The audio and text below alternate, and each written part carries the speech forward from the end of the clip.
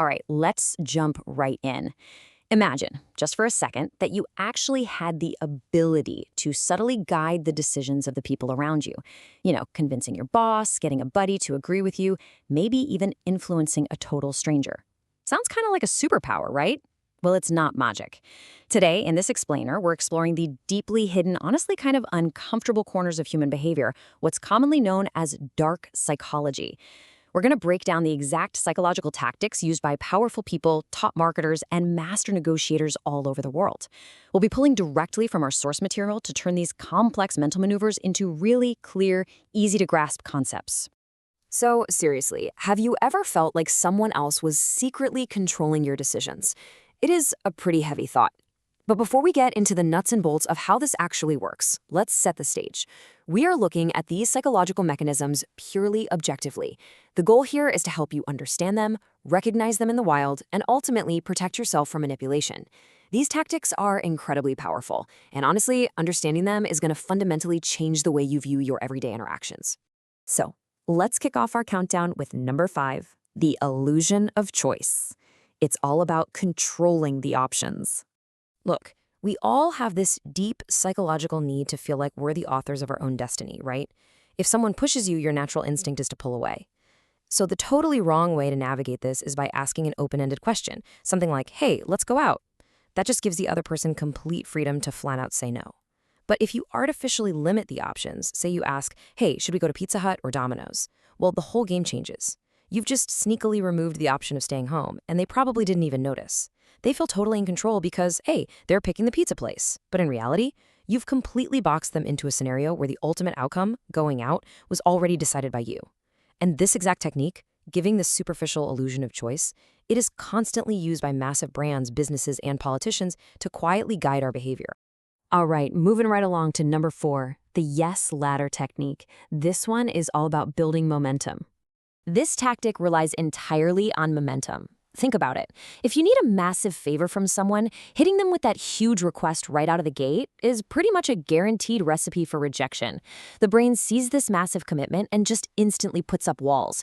So instead, manipulators build a psychological ladder out of super small, really easy to agree to steps. Let's look at a real-world workplace scenario. Say you want a huge promotion. If you just walk in and ask directly, your boss is probably going to tell you to wait until next year. But imagine step 1. You just ask a tiny favor.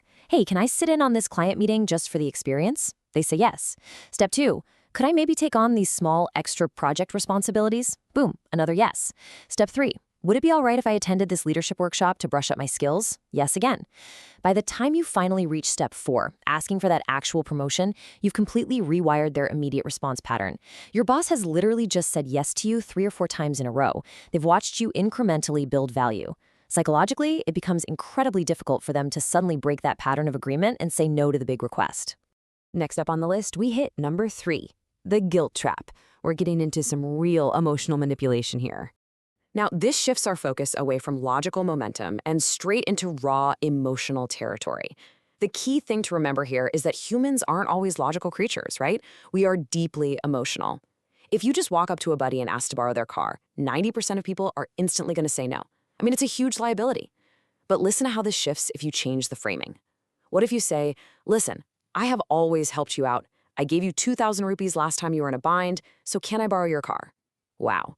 By weaponizing a past favor, you've just created this suffocating emotional trap. The other person is suddenly hit with the heavy guilt of having been helped by you in the past, and that sheer discomfort makes it almost impossible for them to refuse your request, no matter how totally illogical borrowing a car might actually be.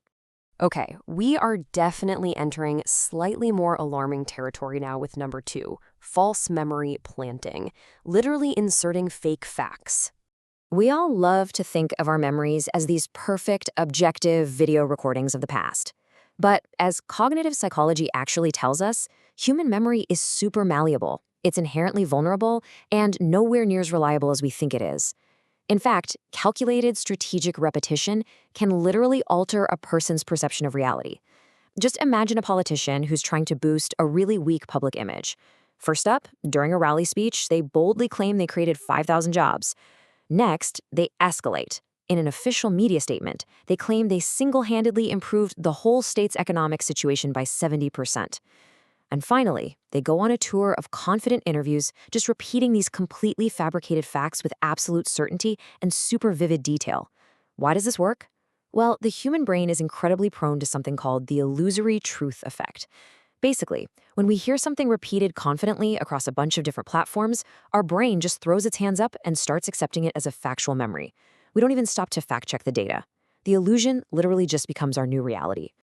And that brings us to the final and arguably the most intense tactic on our whole countdown.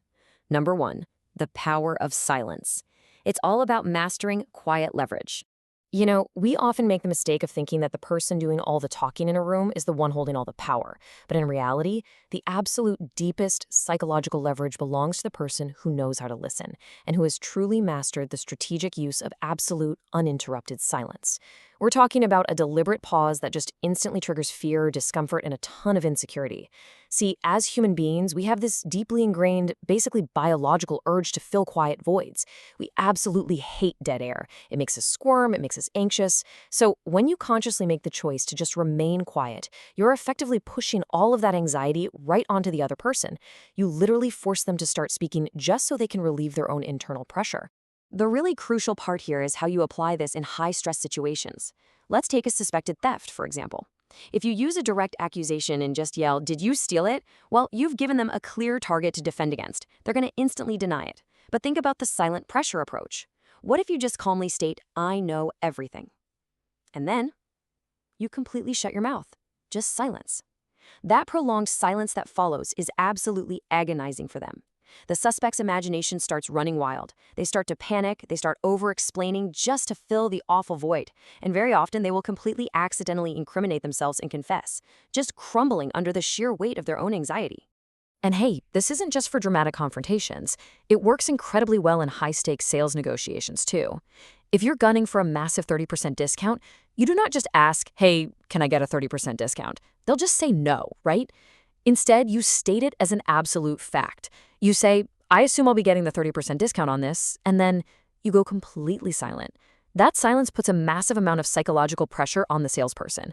Just sitting there staring at them silently forces them into such an incredibly uncomfortable position, they'll often just blurt out yes, purely to close the deal and escape the unbearable awkwardness.